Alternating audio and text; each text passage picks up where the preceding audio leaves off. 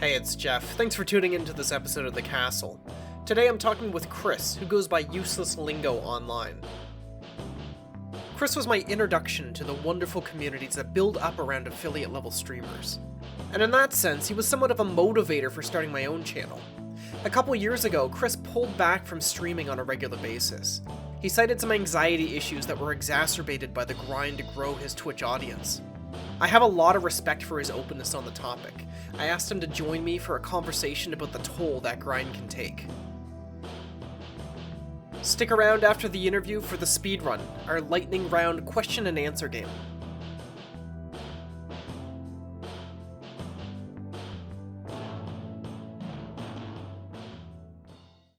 Well, thanks for joining me today.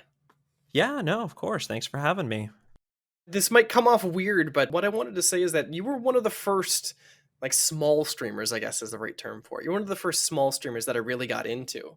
Before then, I watched a lot of I think how most people get into Twitch. I watched a lot of the big names, the big timers. Right. At the time, I was watching a lot of Hearthstone, so it was Trump or Hafu at the time when she was playing Arena and all that. Brian Kibler. Yeah, there you go. Keebler's still streaming, though, I think. Yeah. Kind of the same thing. There's the people that I was watching when I first got into Twitch and Hearthstone and all that. Yeah, I think at some point somebody hosted somebody else who hosted somebody else who eventually hosted you, and that's how I found you. And that was my introduction into the smaller streamer world. Well, when I first started streaming, I was talking to myself. Mm-hmm. You know, if you talk to yourself long enough, you begin to wonder if you're crazy or not. Until the void talks back. Let me tell you, when the void talks back, you'll know. That's Twitch chat. How long ago was it that you started? Because I didn't catch you at the beginning. I'd have to go look, but okay, so it was before I got married. Oh, it was way before you got married, because I remember that. I want to say it was 6 or 7 years ago, which makes me old. Oh, I hate to tell you. We're old men at this point. Oh, man. You hate to see it when people are like, well, I'm going to have to exit competitive esports because I'm 22. Oh, I know. Isn't that crazy? League of Legends, people retiring at 25. Yeah. Yeah. When you very first started, was it Hearthstone that you started with? Yeah, and I was playing Hearthstone before I started streaming, and the first season I got Legend, I streamed it. I remember that. Oh, really? Like you hit Legend on stream? Yeah, I did, and I think I had 3 or 4 people watching. It was very cathartic. I was super excited for it. That's awesome. So what season was that? Would it have been in beta or? No, it was during Nox Ramus, I want to say. Oh, Nox is out? Okay. Yeah, so I didn't start in beta. I started in just vanilla. Yeah, right. Gosh, I don't even remember the deck. I think it was Tempo Mage or something. Oh, gross. Oh no, it's an extremely high skill cap deck. How dare you? Alex Straza and all that. Yeah. Alex Strauss, not in Tempo Mage. I want to say it was Sorcerer's Apprentice, Mana Worm, a lot of really low cost stuff, very fast, kill you quickly. Yeah, right. I used to love those tempo decks. Yeah. Before you started streaming, were you watching a lot of Twitch or maybe a lot of YouTube, a lot of gaming streams? I wasn't watching a lot of YouTube. I was watching, like I said, bigger streamers, and one of the first smaller channels that I really felt welcome in was Mackenzie's. And she just made me feel right at home, and so did her community, and we're still friends. No kidding. Yeah, she's been awesome. I don't know if I'm allowed to plug people, and if not, go ahead and edit this out, but I highly recommend checking out her channel. She's great. She is great. I think that's actually who hosted you. I think that's how I first discovered you. Somebody hosted Mackenzie, and then she hosted you. So when you first got into it, when you first decided to start streaming, did you have big lofty goals? Did you have things you wanted to accomplish, or you just wanted to try it out? I just wanted to try it out and hang out with people. I don't know. I kind of want to create a community the way that she did, foster positivity. And I enjoyed playing Hearthstone anyways, and I thought, hey, maybe I can accomplish both these at the same time. There's people that I talked to that I met in your stream still. Gigantes? I don't know how you say his name. You know who I'm talking about, though. I think it's Gigantes, and there you go. And other people call him Giga, and I'm too afraid to ask now. Yeah, but he's one that I keep up with, and I think I met him in your stream there. Yeah, he was my mod. Oh, is that so? I didn't know he modded your channel. Him and the rest of the crew with Anchor and Gigabyte and all that.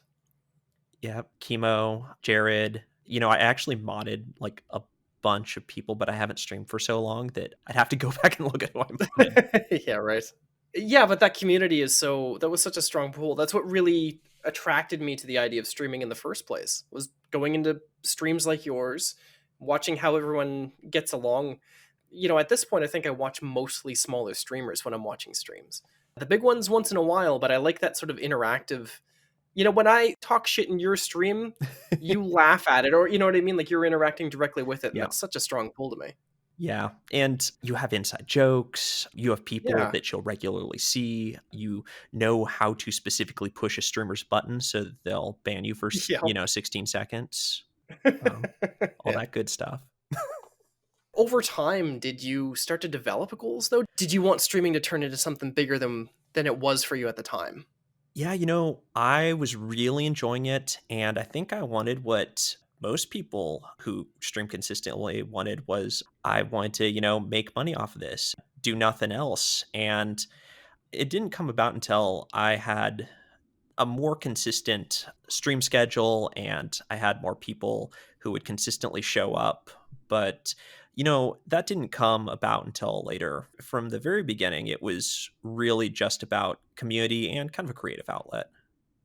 Yeah, the creative outlet I think is big for a lot of people, but I fall into this trap where I go, "Oh my god, there was 10% more viewers than I had last week," or, "Oh Yeah. no, the numbers are growing. We're going to turn this into something." You know what I mean? Right. Sometimes I wish I didn't have access to all the statistics that they provide. I mean, it was useful Oh, for totally. sure, but looking back on all of the growth and everything, it consumes you a little bit. For sure. One of the other folks that I talked to on the show here had the suggestion of just turning your viewer count off when you're live. And I got to tell you, this made a gigantic difference for me. I've done that. I don't Yeah. know that is that a recent option because I don't recall ever having that option before, or I just like didn't think to Go! look. Face juggler, I choose you! Yes! Face juggler, always face! That guy has got to be pissed! When things started to move for you, when you started to get some momentum, how often were you streaming? Like, let's say a week. How often would you stream per week? I want to say 4 or 5 times, 3 to 5 times a week. Three or Sometimes five more, times a sometimes week? less. Yeah. That seems like a lot to me. Well, it was only for like 3 or 4 hours an Hmm. evening because I was also working a 40-hour a week job.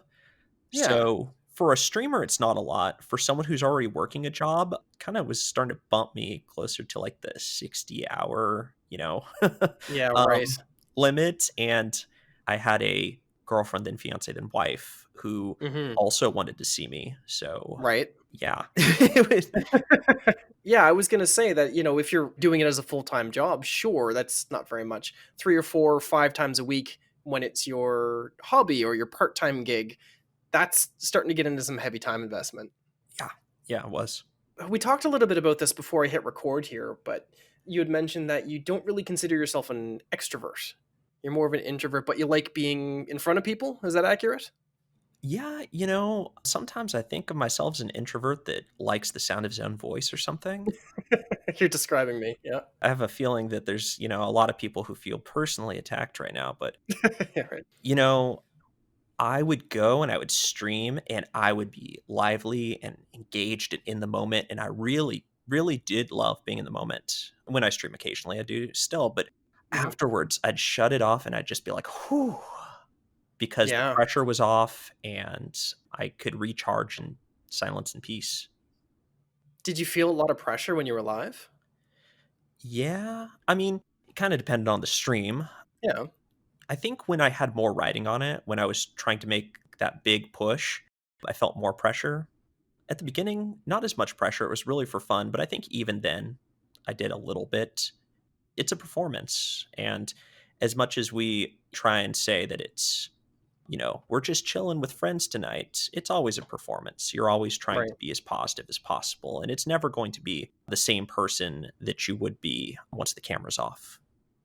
So you would get some of those kind of self-conscious feelings maybe. Yeah, well, I have a little bit of social anxiety, really. I mean, even with friends that I've known for a long time, I'm still kind of like, I'm definitely the black sheep of this friend group.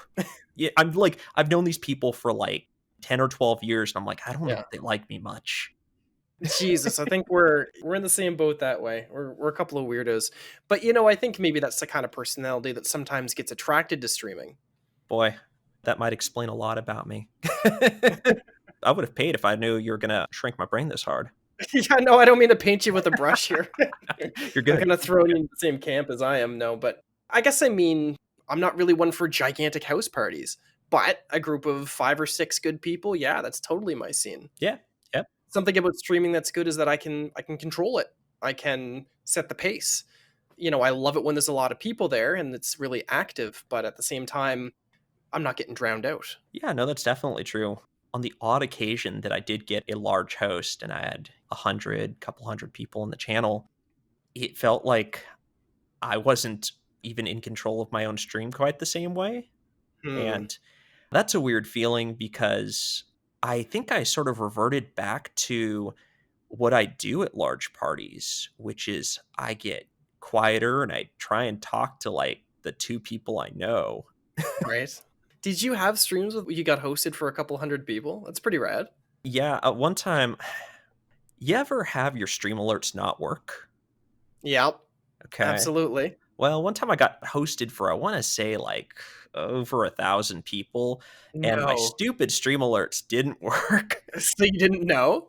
No, I wasn't looking. I had like, I don't know, I had like 20 or 30 people in the channel, and then I had looked away from chat because I was doing something, and then all of a sudden there's like 800 people in the channel yelling, like, look at your screen. Did that feel heavy to you, or was that exciting? Oh no, it was super exciting. It was a rush, a lot of pressure, but I think the rush hit me before the pressure, so that's good. When you get a big host like that, watching the numbers start to dial back to tick down, I find that hard to watch. It hits my Yeah. ego. I've had that happen enough where I don't take it personally with a lot of hosts. You're not the person they came to watch anyways. That's fine. Oh, that's fair, yeah. A lot of the time, people will take that as a natural break in what they were doing anyways, and that's fine too. Try to enjoy what I had when I had it and not take it personally. But Yeah. yeah, no, I definitely know what you mean when you're like, oh, yeah, I can see why I'm the small streamer here. I'm asking kind of pointed questions here, but what I wanted to talk to you about today was you've dialed back on streaming. You don't do it very often anymore. And I know you've been kind of open about the fact that it was taking a toll on you mentally. So I kind of want to get your thought process of how it felt when you were actually doing it, when you were in the peak of streaming. Right. My peak, my zenith. Ah. That's all right. Um, You're big timing. yeah. There were a lot of reasons. My mental health was not super great when I finally decided that this wasn't as good for me. I was streaming a lot, but I wasn't seeing a lot of viewership growth, and Yeah. I was doing all these different things, gimmicks, all these things to try and increase viewership, but it turns out that that doesn't always work. And I personally think that I developed a little bit of like anxiety, depression over it. Really? Like as a direct result of streaming, do you mean? Well, it wasn't all streaming. In the Yeah. middle of all this, I was out of work for a year, Oh, and okay. that will take a toll on your mental health. But the inability to control things is one huge driver of anxiety, right? I can't control viewership. I Yeah. can't control that I'm out of work. And so when you wind up with the inability to control things, you wind up with like anxiety, depression. You try and control things harder. Doesn't work. Talking about that growth, I think that there's so many people that are capped at you grow to a point and then it kind of caps off. Mhm. And I think that there is a very big luck factor that people don't acknowledge. Certainly there's some folks that grind it out and it works out for them. But I think that grinding mentality that just keep grinding at it and you're going to make it. I think it can be damaging for a lot of people. You know, there's one thing that I've learned, and it's that there is a lot of bravery in admitting defeat. Mm, I think that there is a certain amount of damage that we do to people when we tell them that everything is a matter of how hard you try. right. It really isn't. There's a big luck factor. Some people, like, there is the chance I was never meant to make it for the big times, and that's totally fine. Yeah, right. But that's something I gained in retrospect. At the time, I was super focused on controlling numbers. Well, if this didn't work, I'll try something else. Can you tell me a little bit about some of those gimmicks that you were talking about? Oh, yeah, there's like, stream rewards and Right. Playing uh, Toto over and over. yeah, new ways to incorporate Nicolas Cage into my stream. Oh, yes, that's right. I forgot all about that. Okay, well, to be fair, that was fun, but possibly a little ham-fisted towards the end of it. Just Maybe. Just a little bit. No, but that was fun. I think the regulars are having a lot of fun with that in your channel, myself included. well, good. I was having fun with it too, but after a while, my time was more focused on I got to come up with something new to make these Yeah. people interested. When really, a lot of the time, people are interested in streamer personality and having a good community. And I think that's one thing that I wasn't ever especially good at that is really important for streaming is fostering and building a community and maintaining it. Because I was the kind of person that would stream and then would just be like, oh, I'm done with people. The idea of like, and then after you're done streaming, get onto Discord and then do all this, like that was just so much. I give props to streamers who are able to do that because that's not me.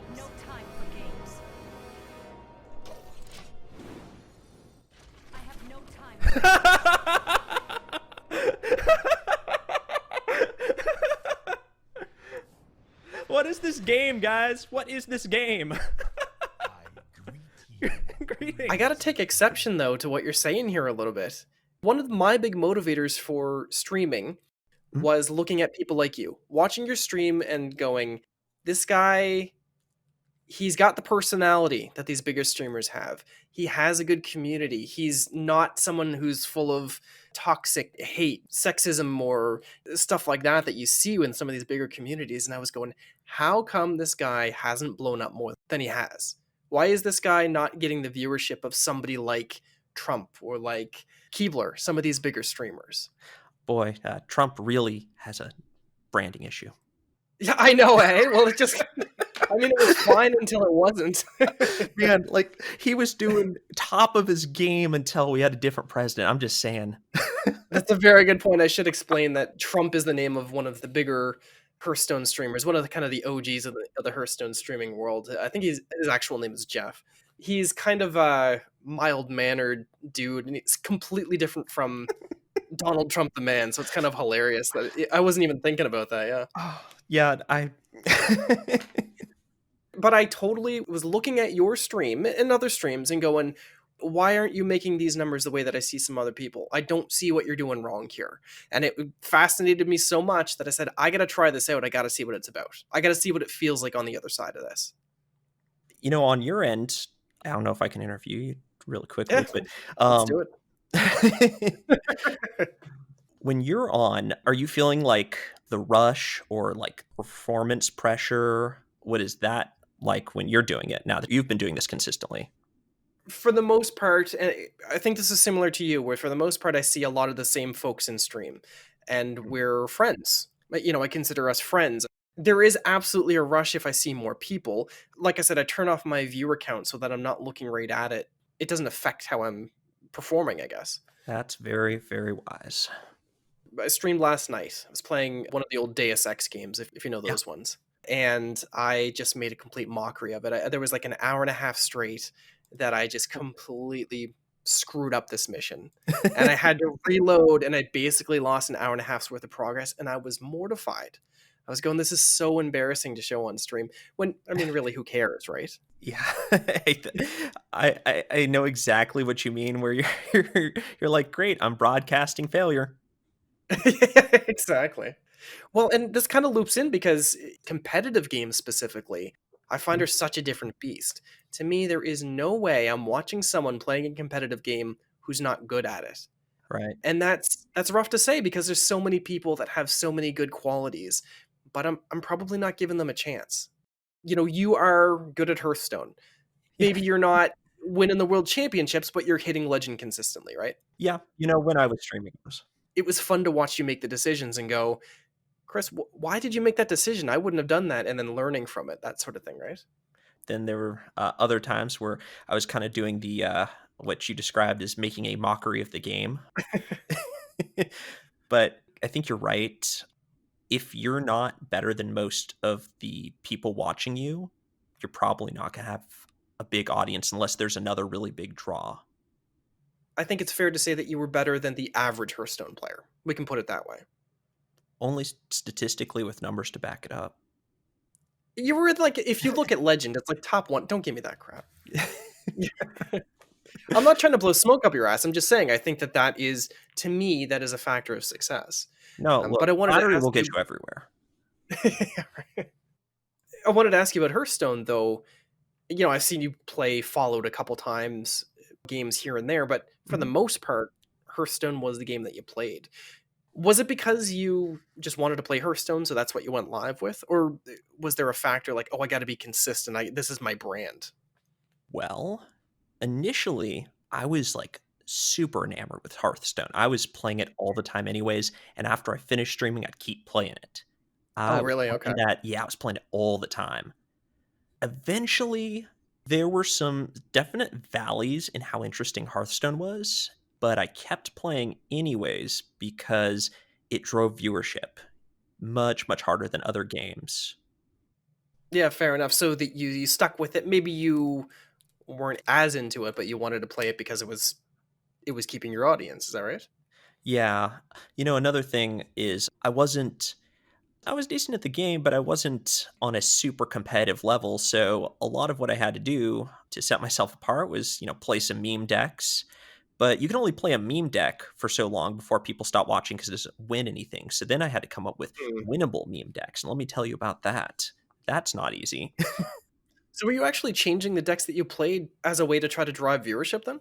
Yeah, like sometimes it kind of depended on whether I was close to Legend. If I wasn't really close to Legend, I would play meme decks and we'd have fun with that. But if I was close to Legend, I'd go ahead and play decks that I thought were going to bring me there. To make that push. Well, it's funny that you say that because now it's coming back to me that it was almost a story every month. Watch you get to 10, then 5, then 2, and I wanted to be there for that stream when you hit Legend. I assume that you saved hitting Legend for stream, am I right? Yeah, most of the time, although there were times where performance anxiety on stream kept me from Legend. And so Hmm. I'd lose my Legend battle like 3 times in stream and Oh, then get yeah. it off stream because I was more Just focused. wanted to grind it out. Yeah. Yeah. I think his jade golems are like the same size as mine. What? No! What? Oh, come on!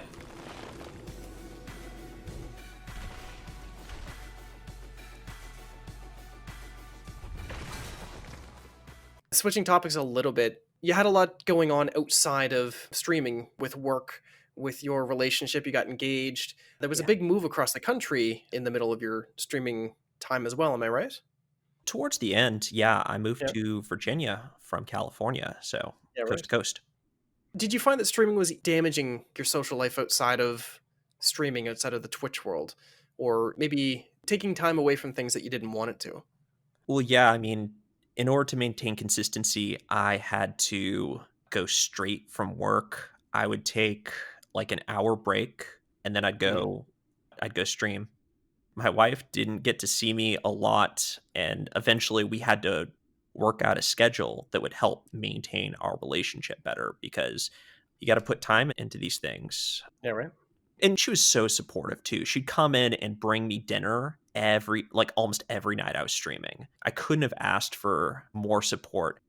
But yeah, for sure. I was at 3 or 4 nights a week, even 5 sometimes. I wasn't really doing much else. Forgive me if I'm dipping into somewhere uncomfortable here, but did you have conversations with your wife about this? Like, was this a common topic? Oh yeah. Yeah. Yeah, I mean, if I'm spending 16, 20 hours a week doing something, we're going to talk about it. And sure. we had to figure out, can we set aside a specific night for date night? How much time are you investing versus like, what are you getting out of it? Hmm. And that's something that's important that I wholeheartedly recommend for anybody who's in a relationship and is going to be grinding out streaming is really look at the relationships in your life and take a good hard look at how important they are and how much time you need to put into them. Can I ask, was there maybe an uncomfortable undercurrent to those conversations? Was there any kind of resentment that was a result of that?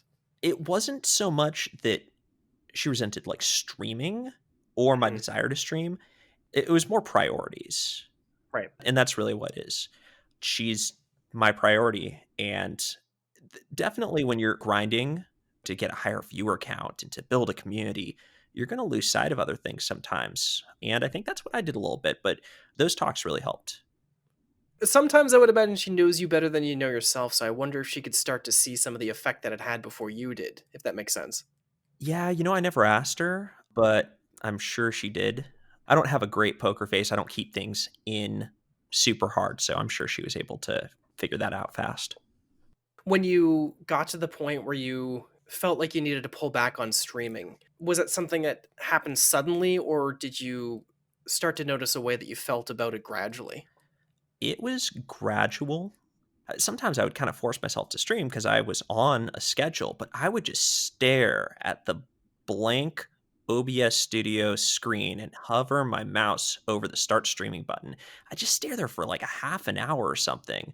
Really? Okay. Yeah, and I'm just like, is this good? Is this what I want to be doing?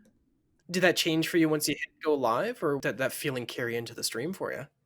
You get the rush of being on, that sort of like performance adrenaline boost, like if someone pushed you onto a stage real fast. Yeah, right. But I'd find myself having less and less energy and my streams would get shorter.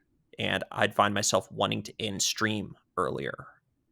So those were kind of the early indicators to you that maybe we gotta dial this back a little bit? That and I could tell that I was less positive on stream.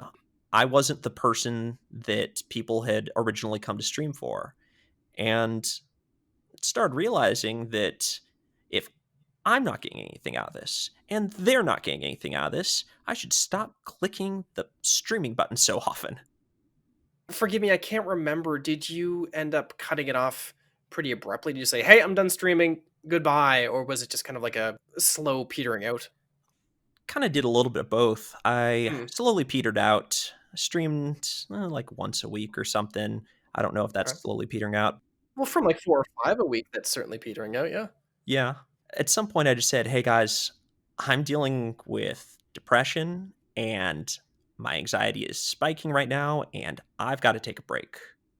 Mhm. And I don't remember how long ago that was. It kind of helped to get that off my chest a little bit. Having to act happy when you're not feeling happy sure doesn't feel good. And I would imagine that the reaction that you got from your regular folks in chat was pretty positive. Yeah, people were supportive. Several people reached out and checked to make sure I was okay. That felt really good to know that it doesn't matter if I'm streaming, they still care. At the time of this recording, this is what, maybe 1 or 2 years since you were kinda streaming very regularly? Do I have that right? Yeah, closer to two. How are you feeling about it now? What do you think about that decision? Looking back on streaming, I wish I'd done things differently a little bit. I wish that I hadn't been quite so focused on growth, and I wish that me from the future could have grabbed me by the shoulders in the past and kind of shook me a little bit and gone, look, you can't control everything. Let it go. Stream when you want to and how you want to, and you're going to find yourself in a more positive place. It sounds like you're telling me you wish that you knew what you know now when you were younger. Yeah, at my my advanced age, it's really hard to look back. Right. Yeah, you're so old now. I know you stream once in a while now, Mhm. kind of rarely, I think once every couple months or something like that. Yeah. Is there a change with how you feel now? When you go live now, does it feel like, "Oh, I remember this feeling. It's all coming back to me," or is it a totally different experience? Not different experience.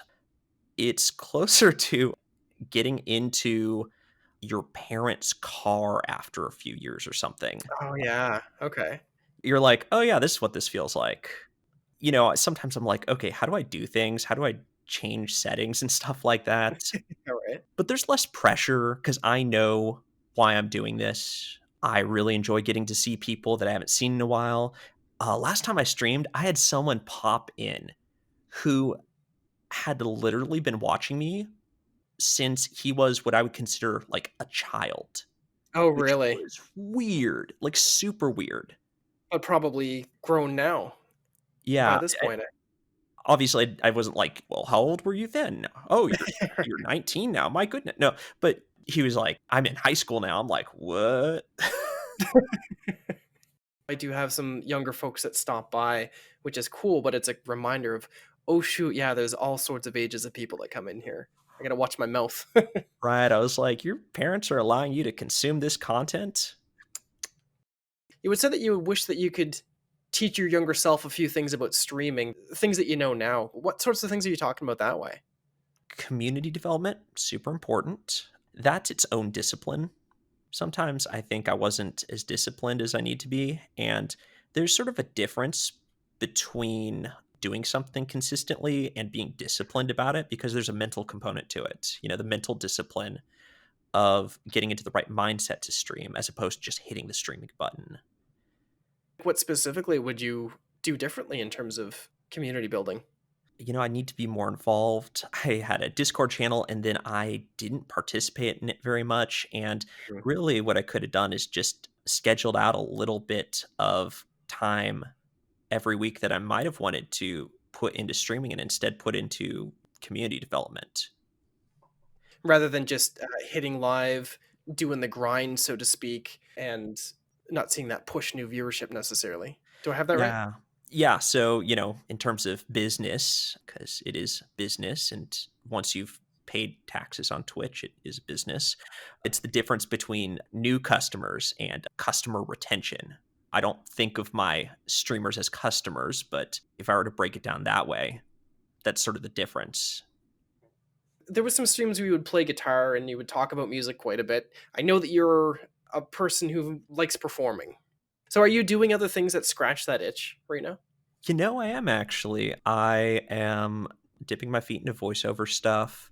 I've also, over COVID, I've gotten into D&D, which has been fun. Oh yeah? I'm trying to get a group together for my first game, but yeah. Ooh. So are you playing this online with other folks?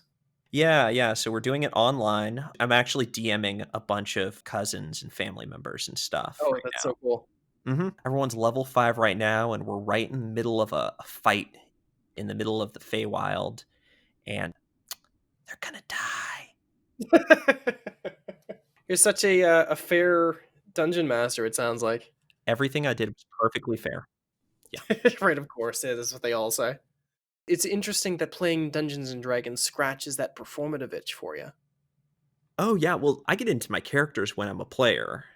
I write long backstories, and I always do voices. And as a DM, I get to do so many voices, and I love doing that. I'll change my voice for orcs and gnomes and halflings and all that. I hope you didn't think you were going to bring up the fact that you do voices and not have me ask you to do a voice for me All right. of one Yeah. of your What kind of orcs. voice do you want? What do you got? What do you got? What's in the game? What's the enemy that your team is facing right now? Right now, they're facing a bunch of red caps, and they Okay. tried to get out of the Feywild and ran into a minotaur. Okay. What does the Minotaur sound like? Where's the unicorn? Good meat. That's hilarious. That's awesome. To me, DMing a game like that seems like a lot of work. Seems like you've got to really juggle a lot of things, keep people involved, and keep people enjoying it. Does that make sense? Yeah, I actually got a BFA in creative writing, and so this is scratching another itch for me. So because I'm Oh, writing the whole okay. campaign right now. Oh, wow. Okay. I'm really loving it. I've gotten into it. The voices are fun for me, coming up with all the magic items and the lore. And another thing that I didn't think about when I started is that Hmm. it gives me really interesting insight into human motivation. Really? Yeah, so I get to know each of my players, not their characters, but the players. As a DM, if you want to trap a player, you need to tempt them into something, and everybody's tempted by something different. This is terrifying to me. Next, you're What? going to be Oh, no, bringing no, no, D&D no. into the business world. You're a manipulator. Yeah, but for good. They're having fun Yeah, with it. right. I'm having fun with it. Is there anything else related to streaming and related to how you felt about it that we didn't touch on? I don't want this to be like a cautionary tale to not stream. I want this to be the sort of thing that, helps you get into the right mindset if you're thinking about doing this a lot. Streaming's awesome. I have made great friends through streaming that I still talk to today. I had so much fun with the community. Getting to meet people at TwitchCon was awesome. I just want people to know that if you're going to try and grind, really assess your priorities and really think about what it is you want out of it and take care of your mental health. It's super important. Well, thank you very much. I really appreciate you joining me today. Yeah, absolutely. Thanks so much for having me. Are you good to stick around for the speedrun? Yeah. Awesome. Thanks again to Chris for joining me today. He still does stream on occasion. Check him out at his Twitch channel. I'll have the link in the show notes. Tell him the Minotaur sent you. Coming up next, the speedrun.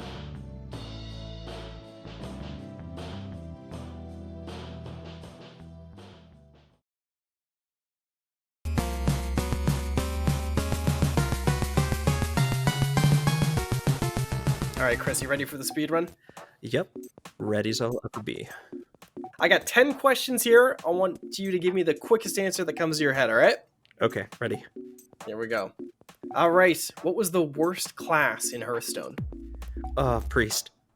Yeah? Have you played since Demon Hunter's been in? Yeah, I have. Wait, whoa, hold on, Priest? What are you talking about? That's everything that you played. Yeah, I know. I played the worst class. That was my You're breaking my heart here. Oh. What's the best live music venue that you've been to?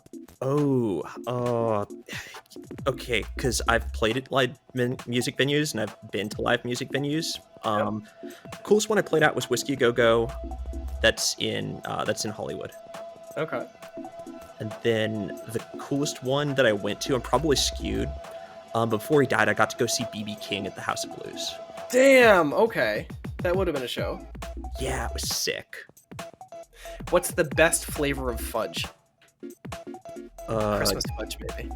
I didn't know there were more. I guess I'm gonna go with like peppermint. I was like, oh crap, there's more flavors than You one. had those Christmas fudge streams. What flavor was it that you made?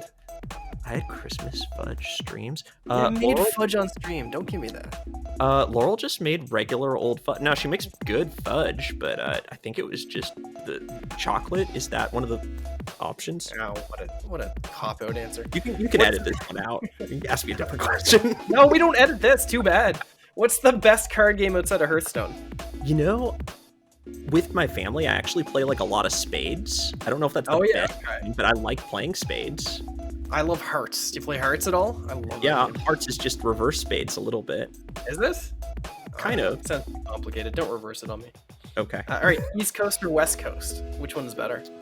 Well, as all good things, West Coast, best coast, it rhymes. Fair enough. All right. Who's your favorite streamer or YouTube personality right now? Favorite streamer or YouTube personality? Oh, I don't want to answer this. Say me. It's Castle. Yeah. No, really. What's your favorite streamer right now? I haven't been watching a lot of Twitch. Is this just like my chance to plug somebody? Just pick somebody. Okay. You know what? Ali Straza? Ali's awesome. Man, she blew up, eh? Yeah. Fantastic streamer. Yeah, she is. She's a real natural at it. And what's nice is she's really cool outside of streaming. Like, it's not a persona. She's just a really chill person. Yeah. In a movie of your life, what's the actor that's playing you? Oh, geez. Okay. How are you not saying Nicolas Cage? I don't understand. But it's not Nicolas Cage. it's really not. It's probably someone like Tom Hanks or something, like homely but lovable. Are you describing yourself as homely? That's terrible. But lovable. Of course, yeah. Okay. What's the last book that you read? Last book that I read. I haven't finished it, but I'm in the middle of Jonathan Strange and Mr. Norrell. What's that? Like, what kind of style of book is that? It is set in it's like mid-1800s England, and the idea is that magic has just sort of always existed in England, and now they're trying to bring it back. It's all about like fairy and the Feywild and stuff, but with an interesting twist. Gotcha. Okay. Who's your favorite character in a Bethesda game? Ooh, Favorite character in a Bethesda game? It's gonna be from Morrowind for sure. What? They had characters in that game? I didn't come here just to have Morrowind insulted. I think it was the first, like one of the first quest givers. He's this short little wood elf, and he asks you to find his ring, I think. And I remember not having any sort of morals as a child, and I think I just killed him and took his shoes. Oh my god, you're a monster, what? And that's your favorite character, the dude that you killed for his shoes? I just have really strong feelings attached to him. You sort of nostalgia. You never forget your first kill. Can we edit this out? Can I pick a different one? No, I'm just kidding. Alright, what was the first song that you remember playing on guitar? Or learning on guitar, pardon me. I mean, I think everyone kind of starts with a few of them, so like, I don't know which one was the exact first one, but it was probably... I'm not talking about Oh My Darling Clementine. I'm talking about like the first one you're like, oh, I'm gonna learn this song and I'm gonna look so cool. And... The first one that I like really tried on was probably, I think it was probably Painted Black or something by the Rolling Stones. Oh, damn, okay. Yeah, I didn't succeed very well, but I think that was what I like first tried hard on. All right, well that's all the questions I got. You're way too slow for me. But thanks for playing. It's not a speed round anymore. It's a slow round, that's right. That's our episode for today. Thanks again for giving us a listen. You can find me online on Twitch, on YouTube, and on Twitter, all as Nether_Castle. And don't forget to share this podcast with your friends. I'll share it with your enemies too. Talk to you next time.